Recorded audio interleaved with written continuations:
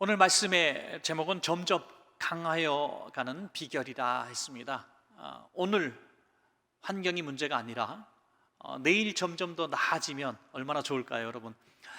저는 많은 단어들 가운데에 점점이라는 말을 참 좋아합니다. 점점. 미래지향적이지 않습니까? 점점. 부정적으로 말하면 점점 나빠질 수도 있겠지만 점점 더 좋아진다는 거 참 좋습니다. 우리 자녀들이 초등학교 1학년, 2학년 들어갈 때에 부모님들이 많이 근심을 하는 분들이 많습니다. 우리 아이들은 굉장히 천재인 줄 알았는데 학교 들어가니까 성적이 별로 천재성을 띠지 못하는 경우가 많아요. 고등학교 들어갔더니 말할 것도 없고요. 그렇지만 여러분, 그 성적순이 아니라 그 아이들이 졸업하고 20대가 되고 또는 30대가 돼서 어느 40대가 돼서도 인생의 전성기를 시작할 수도 있는 것이죠. 그러니까 점점 나아진다는 것이 너무 좋아요. 어릴 때는 몸이 너무 병약한 아이들이 있었는데 나중에 청년 때 만났는데 완전히 몸짱이 되어 있더라고요. 아니, 너 그렇게 아팠던 애가 아니냐 하고 봤는데 몸이 너무너무 건강한 아이가 되었어요. 전혀 알 수가 없는 겁니다. 나중에 빛을 발하는 사람들이 얼마든지 있습니다. 그러므로 우리 신앙의 길도 마찬가지인 것 같습니다. 신앙인의 길에 어차피 들어섰는데 오늘보다 내일이 믿음이 나아지길 바라고 믿음대로 잘 살아서 하나님의 약속하신 복의 주인공이 오늘보다 더 내일 많이 받는 복의 주인공이 되기를 간절히 축복합니다. 여러분, 우리 때보다도 우리 자녀들의 때가 더 믿음의 유산을 많이 받았으므로 더 우리와 비교할 수 없는 더 큰 복의 주인공들이 또 될 줄로 믿습니다. 여러분, 그래서 이 점점 강하여져 간다는 것은 어마어마한 복입니다. 오늘 본문에 보니까 점점 강하여 가는 사람, 그리고 점점 약하여 가는 사람, 두 사람을 비교해 놓고 있습니다. 그분이 서로 전쟁을 했죠. 사울과 다윗이 전쟁을 했는데 전쟁이 오래되면서 점점 다윗은 강하여져 가고 사울은 점점 약하여 갔다는 것이죠. 처음 다윗과 사울이 만났을 때는 비교할 수도 없는 사람이었습니다. 사울은 왕이었습니다. 기골이 장대하고 백성들의 사랑을 받고 또 힘도 장사인 사람입니다. 그런데 다윗은 거기에 비하면 어린 소년이었고요, 가문도 뛰어난 가문이 아니었고 그 형님들보다 여러 면에서 외모도 출중하지 못했습니다. 신부는 목동이니 말할 것도 없겠죠. 비교할 수도 없는, 넘볼 수도 없는 그런 상대였지만 다윗은 점점 강화해져서 이스라엘 역대사 가장 훌륭한 왕이 되었고 사울은 점점 약해져서 비참하게 몰락하는 가문이 되었다고 하는 것입니다. 분명히 이유가 있다는 거예요, 여러분. 이유가 있다는 겁니다. 오늘 저와 여러분이 점점 강하여가는 그런 가문이 되기를 원하고 또 성도님 되기를 원하는데 그것은 다윗에게서 배울 매우 귀중한 성품이고 부분입니다. 오늘 사랑하는 여러분, 다윗이 점점 강하여져 갈 수밖에 없었던 비결 세 가지를 말씀을 함께 나누면서 저와 여러분에게 부족한 부분이 있었는지 여러분 꼭 발견되어지시길 바라고, 저와 여러분 그것을 잘 변화시키고 또 회개하고 또 하나님 앞에서 다윗 닮아가기로 소원하는 마음을 가지고 여러분 모두가, 우리 원천가족 모두가 정말 지금보다도 내일보다 5년 후 10년 후가 훨씬 더 강하여지고 복된 성도님들 다 되시기를 간절히 축복합니다. 자, 첫 번째 따라합시다. 용기. 용기입니다. 다윗에게서 배울 수 있는 정말 이 강한 강점은 바로 용기였습니다. 세상에서도 그런 것 같아요. 용기 있는 사람은 미지의 세계를 도전할 줄 알고요, 지금 가지지 못한 것들을 누리고 또 갖게 되는 많은 사례들이 있습니다. 그러나 용기 없는 사람은 가진 것 보존하기에 급급합니다. 지키기에 급급합니다. 그러다가 다 잃어버리는 이런 경우들을 참 많이 봤습니다. 용기 있는 사람이 지금 가지지 못한 새로운 것을 얻는 것처럼 믿음의 세계도 마찬가지라는 것입니다. 다윗이 용기를 보였던 아주 결정적인 사건을 우리는 알 수 있습니다. 그것은 바로 골리앗과의 싸움이겠죠. 어쩔 수 없는 싸움이 아니었습니다. 다윗이 나서지 않아도 되는 싸움이었습니다. 아버지의 심부름으로 전쟁 때 형님들 만나러 갔기 때문이죠. 형님들은 이제 성인이 되어서 전쟁터에 나갔지만 이 소년 다윗은 어렸기 때문에 전쟁터에 나갈 나이도 아니었습니다. 그래서 아버지 양을 치고 있었습니다. 그래서 아버지의 심부름으로 먹거리를 좀 장만해서 갔겠죠. 그런데 보니까 골리앗 장군이 이스라엘을 모욕하고 하나님을 모욕하고 있는 거예요. 골리앗 장군을 보기만 해도 너무나 두려운 존재입니다. 큰 등치하며 많은 전쟁에서 적군의 피를 묻힌 백전 정말 용사였습니다. 그런 용사를 어떻게 감히 이길 수 있겠습니까? 사울 왕으로부터 이스라엘의 많은 장수들이 두려워 벌벌 떱니다. 사울 왕도 떱니다. 그래서 이 전쟁에 나가서 골리앗을 이기는 사람에게 내 딸을 줘서 사위를 삼겠다, 또 많은 상금을 주겠다고 얘기를 했지만은 그 누구도 나서지 않습니다. 왜냐하면 두려웠기 때문이죠. 다윗도 두려워하지 않았겠습니까? 다윗에게도 두려움이 있었을 겁니다. 그런데 내가 나가겠다는 거예요. 그래서 사람들이 다윗을 사울 왕 앞에 가서 얼굴을 보이게 하니까 사울 왕이 보니까 너무나 어린 소년인 거예요. 그래서 너는 안 되겠다 라고 얘기합니다. 심지어 왕의 갑옷을 입혀보니까 맞지도 않을 정도로 왜소한 소년입니다. 갑옷이 거추장스러워요. 아니 정말 너가 겁이 없구나, 이길 수도 없구나, 그러면서 네가 어떻게 싸움하니, 다 말리게 되는 것이죠. 형님들은 네가 싸움을 전쟁터에 구경하러 왔구나 조롱하고 있습니다. 여러분, 이러한 상황인데 다윗이 골리앗과 싸우겠다고 고집부린 것이 만용입니까, 용기입니까?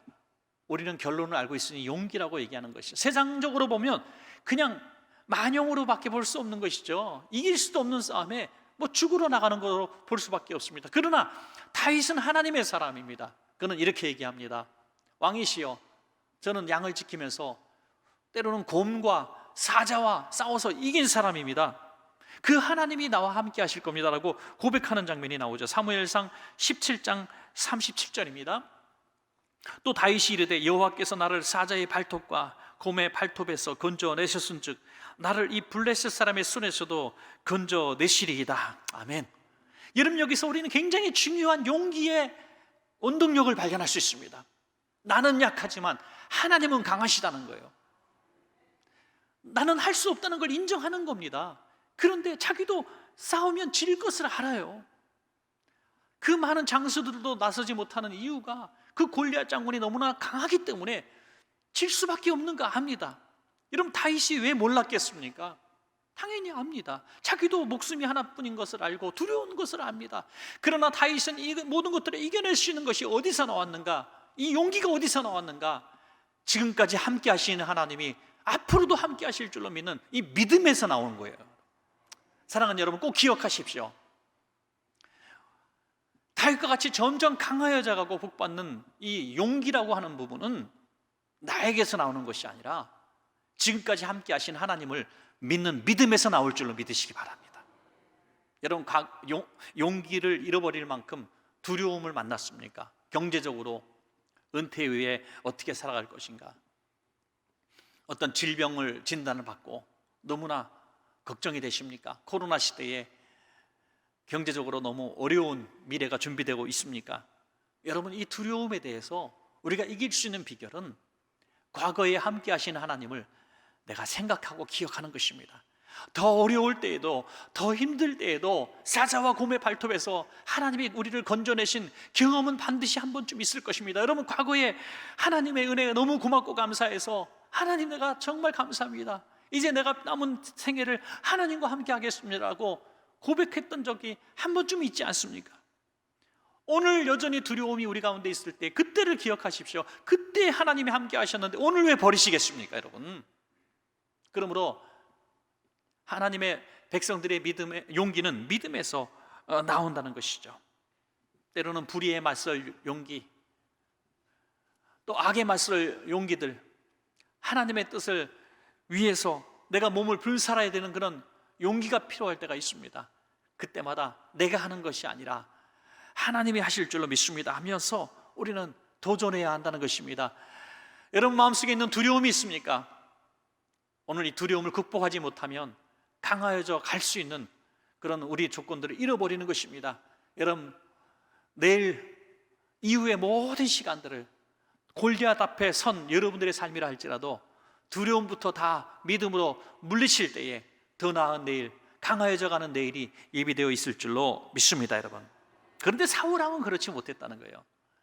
사울왕은 이스라엘의 왕임에도 불구하고 어린 소년에게 자기 갑옷을 줍니다. 두려웠기 때문이죠. 여러분, 체구적으로 봐도 사울왕이 훨씬 큰 사람이에요. 그리고 이스라엘에 많은 장수들이 왜 없었겠습니까? 전쟁에 능한 용사들이 왜 없었겠습니까? 그들 모두는 두려움에 사로잡혔습니다. 용기를 잃어버렸습니다. 지금까지 함께 하신 분이 하나님이신데 그 하나님을 잃어버렸다고 하는 것입니다. 그래서 나서지 못한 것이죠. 용기 없는 사람은요, 용기 있는 사람 뒤에 숨습니다. 오늘 다윗 뒤에 숨는 초라한 왕을 보십시오. 목동 소년 뒤에 숨는 초라한 왕을 보십시오. 신분만 높고 체구만 크지 어린아이 같지 않습니까, 여러분? 하나님의 나라의 역사는 환경과 체구와 경제적인 능력, 지식의 능력에서 나오는 것이 아니라 하나님을 믿는 믿음에서 용기 있는 자를 통해서 일하시는 줄로 믿습니다. 성경의 많은 인물들을 봐요. 기드온을 보고 모세를 보고 다윗을 보고 여호사를 보고 모든 사람들을 보십시오. 그가 강해서 힘이 있어서 가진 것이 있어서 쓰신 것이 아니라 용기를 가지고 믿음을 가지고 나간 사람들을 쓰신 것을 믿으시기 바랍니다, 여러분. 결국 용기 없는 사울이 했던 일들이 뭡니까? 강한 자에게서는 굴복하지만 약한 자들을 압제하는 모습으로 바뀌어집니다. 구국 영웅인 다윗을 죽이려고 합니다. 다윗 편에 선 사람들을 죽이려 하고 심지어 아들도 죽이려 하고 제사장들도 죽입니다. 다윗 편에 선 사람들을 다 죽여요. 왜? 두려웠기 때문이죠.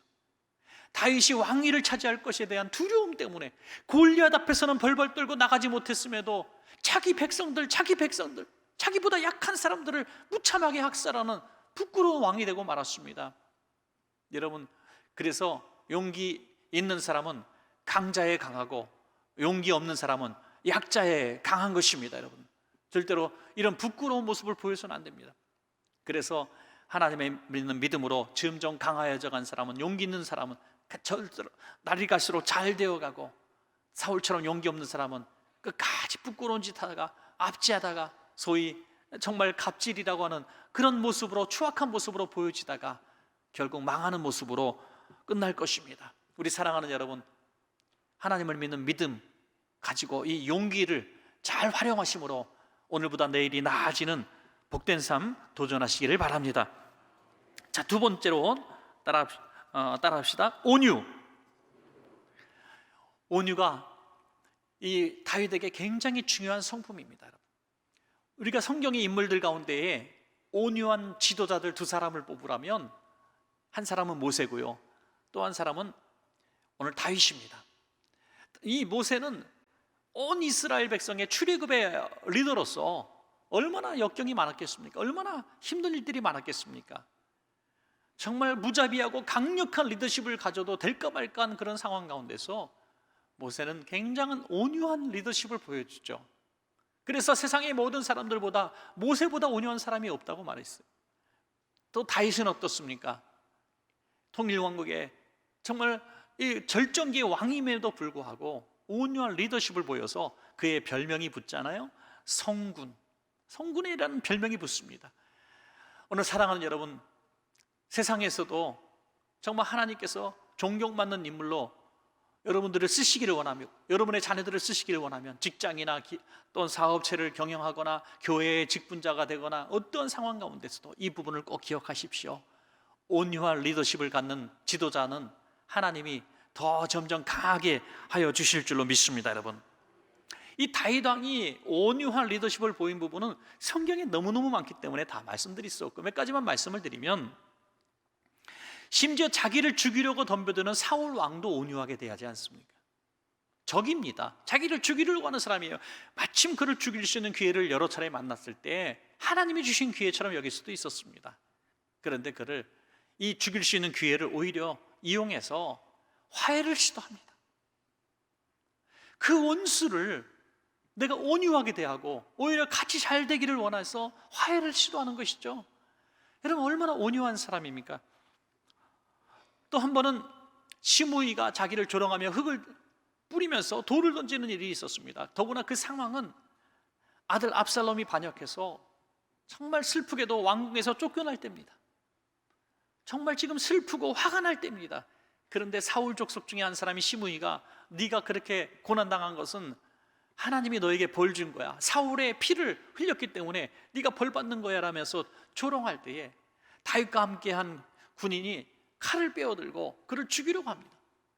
그때 다윗이 그를 살려둡니다. 얼마든지 한 칼에 죽일 수 있는 그 사람을 살려둡니다. 하나님이 하나님의 소리로 그걸 듣는 거예요. 여러분 얼마나 온유합니까? 얼마든지 죽일 수 있고 보복할 수 있는 상황 가운데서도 그를 불쌍히 여기는 것입니다. 왕이 된 후에는 보통 그 당시의 전쟁에서는 상대편 왕과의 모든 혈통을 다 끊습니다. 소위 3대를 멸족하는 것이죠. 그런데 그 사울 왕의 손자, 반역의 불씨가 될 무비보셋을 어떻게 대합니까? 그를 왕자의 신분을 회복시켜 주고 재산도 돌려주고 자기 식탁에서 밥을 먹게 합니다. 여러분 있을 수 없는 일이죠. 이것은 다윗에게는 독특한 온유의 관점이 있었기 때문이죠. 여러분 무비보셋이라고 하는 사람은 한쪽 측면을 보면 사울의 손자예요. 이 불씨입니다. 그러나 한쪽을 바라보니까 친구 요나단의 아들이었던 것이죠. 여러분 우리에게 이 온유함의 눈이 열리기만 하면요 모든 사람을 다 긍정적으로 바라볼 수가 있어요. 10가지 중에 9가지를 나한테 아주 잘하는 사람이 있다고 합시다. 그런데 그분이 한 가지 나에게 큰 상처를 줬어요. 그때 온유한 눈이 있는 사람은 그 9가지 잘한 것 때문에 고마워하는 마음으로 그 한 가지 잘못한 것들을 잘 용납하고 넘깁니다. 그런데 온유한 눈이 없는 사람은요 10가지 잘해줬을 때 아유 고마워 고마워 하고 당신이 최고야 당신이 최고야 하다가 한 가지 섭섭한 게 나오면 바로 원수를 맺습니다. 바로 원수. 여러분 가정에서도 보면 아내나 남편 또 자녀나 부모 또 교회 안에서 구역 식구들 바라보고 누굴 바라봐도요 얼마나 고마운 게 많습니까? 솔직히 얼마나 감사하고 고마운 일이 많아요. 그런데 왜 이렇게 긴장관계 속에서 지낼 때가 왜 이렇게 많습니까? 잘해주고 고마운 것들보다 나한테 상처 주고 아픈 것들을 더 많이 크게 여기기 때문에 늘 이렇게 서로 미워하고 갈등하고 하는 것이죠. 더 나은 미래가 이 가정에 있을 수가 없는 것입니다. 여러분 그런 분들은 오늘 다윗처럼 온유의 눈이 열려지시기를 주의 이름으로 축복합니다. 여러분 온유의 눈이 열려지는 거예요. 그러면 고마운 것들이 생각나요.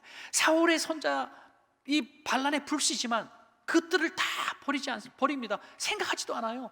그냥 요나단의 고마운 요나단의 아들로 여기는 거예요. 내 아들로 양자로 삼는 것입니다. 또한 부하 장수들도 온유하게 대하잖아요. 당시에 장군 왕은 부하들을 소모품처럼 여길 때입니다. 마치 물건처럼 여길 때예요. 부하들의 생명 안중에도 없습니다. 그런데 어느 날 베들레헴 우물가를 생각하면서 그 물이 너무나 마시고 싶어 스스로 혼잣말로 야 베들레헴 우물을 누가 갖다 줄 수 있을까? 이렇게 혼잣말로 얘기합니다. 그러나 갈 수가 없는 거죠. 왜냐하면 베들레헴 우물이 지금 적군이 점령하고 있었기 때문에.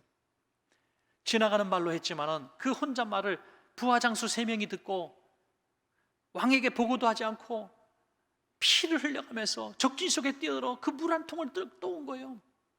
온몸이 피투성이가 되었어요. 많은 부상을 입고 그 물 한 병을 떠온 거예요.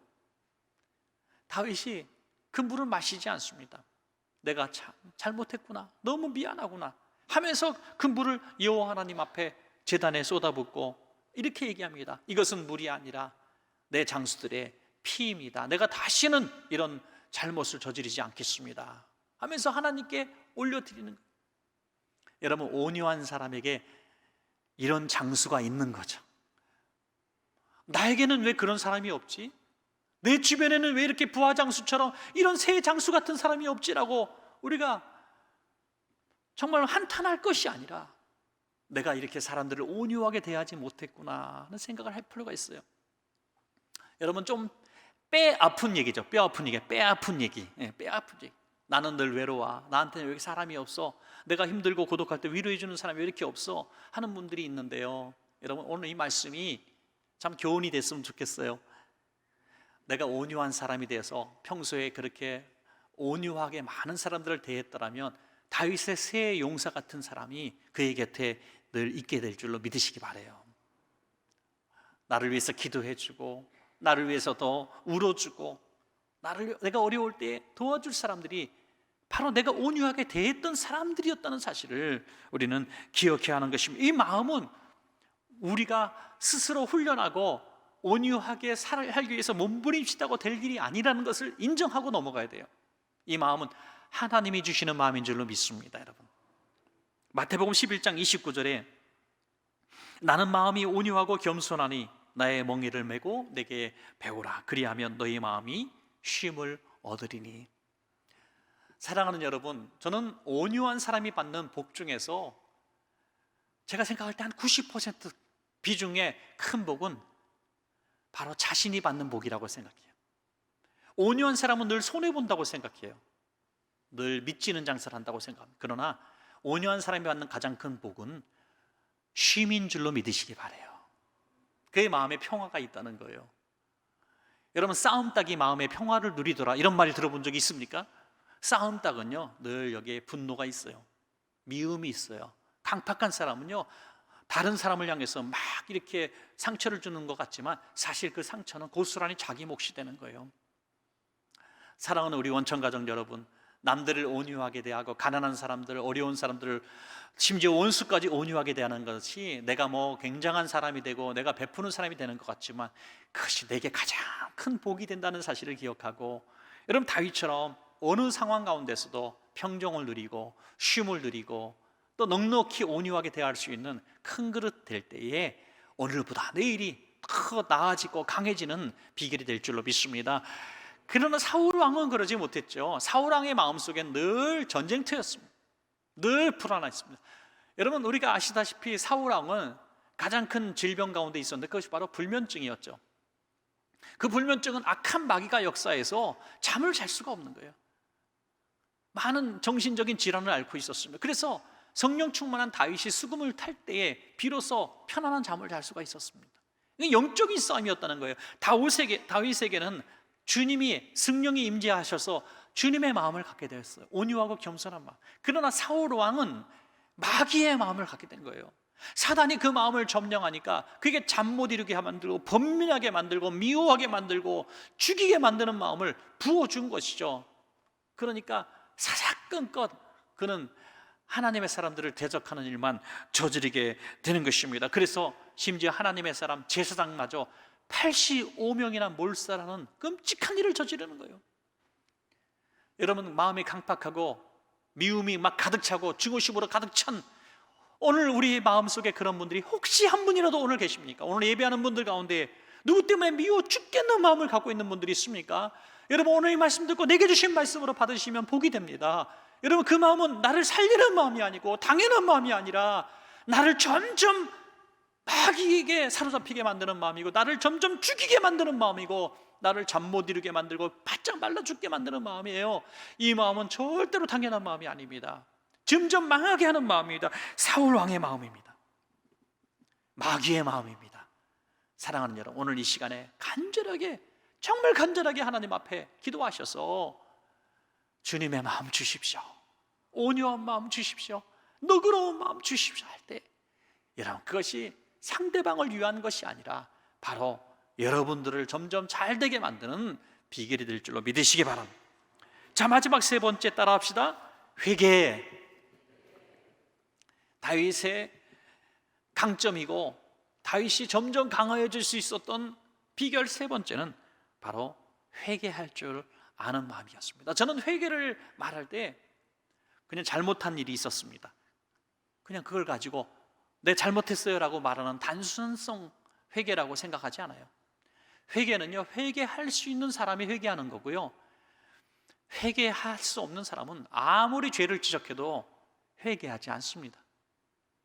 그러므로 회개할 수 있는 삶을 사는 게 너무 중요한데요, 회개의 그 관문, 회개의 문이 뭐냐? 중요한 건데요, 회개의 문은 겸손입니다. 겸손. 겸손한 사람은 회개하게 되고요, 교만한 사람은 어떠한 상황 가운데서도 회개하지 않습니다. 그래서 겸손하게 사는 사람은 회개의 기회가 주어졌을 때 여지없이 회개하게 되고 점점 나아지는 삶을 살지만, 교만한 사람은 아무리 깨닫고 회개하게 되고 회개할 순간이 주어져도 회개하지 않기 때문에 점점 망할 수밖에 없는 것입니다. 여러분, 우리가 그래서 겸손해야 되는데, 다윗에게 볼 수 있는, 회개할 수 있는 겸손한 이 성품들을 어디서 볼 수 있는가? 여러 가지 모습 속에서 엿볼 수가 있습니다. 이를테면 다윗이 왕이 됐습니다. 너무나 좋은 환경 속에 살아가게 돼요. 오랜 세월 동안 도망자로 살아서 집도 없었습니다. 적국까지 망명해서 살았습니다. 먹을 것, 입는 것 형편없었습니다. 그런데 왕이 돼서 왕궁을 짓고 백향목궁에 거하게 됩니다. 내 생전에 이렇게 호화를 누려도 되나 하면서 너무 행복하고 너무 편안하고 좋은 음식을 먹으며 평안한 나라의 왕이 됩니다.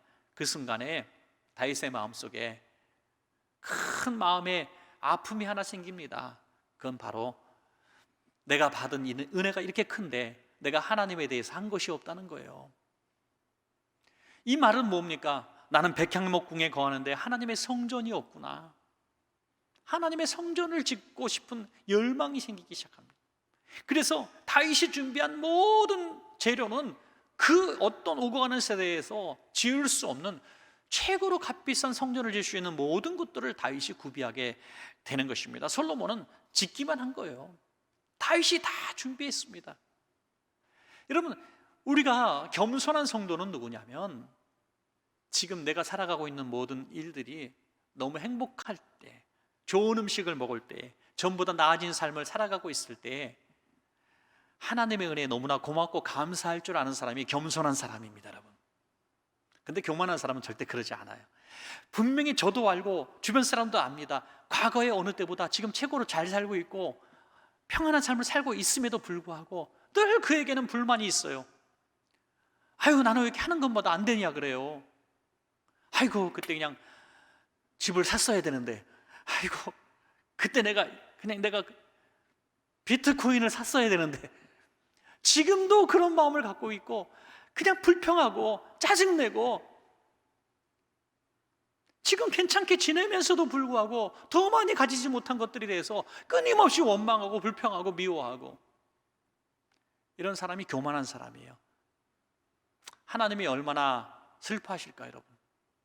그 많은 것들을 주셨고 좋은 것들을 주셨고 심지어 십자가의 피까지 주셨는데 주님께 받은 것이 뭐 있냐고, 하나님이 해주신 것이 무엇이냐고 얘기하는 사람, 이 사람이 어떤 잘못을 회개하는 사람이 되겠습니까? 교만한 사람이라는 거죠. 다윗이 또 성품을 볼 수 있는 것은 어린아이의 마음을 가지고 법궤가 들어왔을 때 춤을 춘 거예요. 얼마나 춤을 췄는지 바지가 다 벗겨졌다 그래요. 그래서 사울 왕의 딸 미갈, 그때까지 살아있는 것도 신기하죠. 다윗이 다 죽이지 않아요. 온유한 사람이었기 때문에 적장의 딸이지만 살려둡니다. 사울이 조롱을 해요. 아이고, 부끄러운지도 모르고 바지가 벗겨진 왕이 저 체면도 모르고 춤을 추는구나.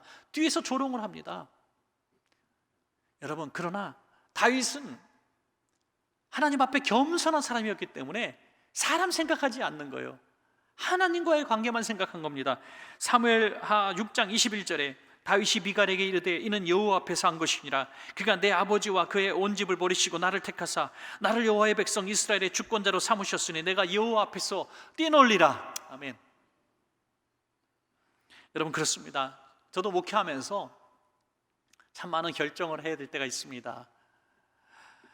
이런 코로나 시대에 참 많은 순간순간의 판단을 할 때가 있어요. 우리 장로님들과 끊임없이 고민하며 이렇게 할까 저렇게 할까 고민할 때도 참 많이 있습니다. 그러다가 결국에는 우리가 찾아야 될 방법은 무엇이냐면, 하나님이 어떻게 하는 것을 기뻐하실까? 사람들과 주변 사람들의 시선과 평가가 두려운 것이 아니라 하나님이 어떻게 하는 것을 우리가 원하실까? 이 부분들에 갈 수밖에 없는 거예요. 사랑하는 여러분, 하나님 앞에 겸손한 자가 되면 하나님이 책임져 주십니다. 하나님이 책임져 주세요. 하나님 앞에서 그냥 어린아이처럼 발가 벗겨진지도 모르고 춤을 출 때는 춤을 춰야 된다는 거예요. 여러분, 우리가 모두 하나님 앞에서는 어린아이처럼 살아야 하는 것이죠. 아무것도 나는 모릅니다. 하나님의 은혜 아니면 살아갈 수 없습니다. 슬프면 하나님 앞에 우십시오. 여러분, 지난 한 주간 살면서 정말 하나님 앞에 너무 아뢰고 싶은 일들이 있으면 아뢰십시오. 저는 우리 하나님 앞에 성도님들이 좀 어린애가 됐으면 좋겠어요. 어린애가 됐으면 좋겠어요. 세상에서는 사장님이고 또 번듯한 직장인이고 또 많은 지식을 가진 사람이고 어른이라 할지라도 성전에서 예배할 때만큼은 어린아이가 되어야 된다는 거예요. 여러분, 눈물 나면 우시기 바래요. 하나님, 나 너무 힘들어요. 하나님, 저 정말 가슴이 찢어지는 것 같아요.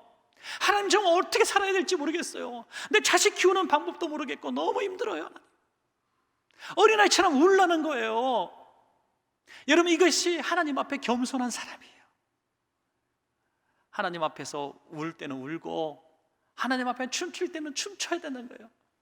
찬양을 한번 할 때도 우리 끝나는 찬양, 기쁜 찬양, 하나님 나의 구주여, 하나님 호산나 다윗의 자손이여 찬양을 하는데 표정은 그냥 안 좋은 표정으로 찬양하는 것도 문제가 되는 거예요. 여러분, 어린아이처럼 박수 칠 줄 알고 두 손 들어 기도할 줄 알고 하나님이 어떻게 보실까가 중요한 줄로 믿습니다. 여러분, 하나님이 어떻게 보실까?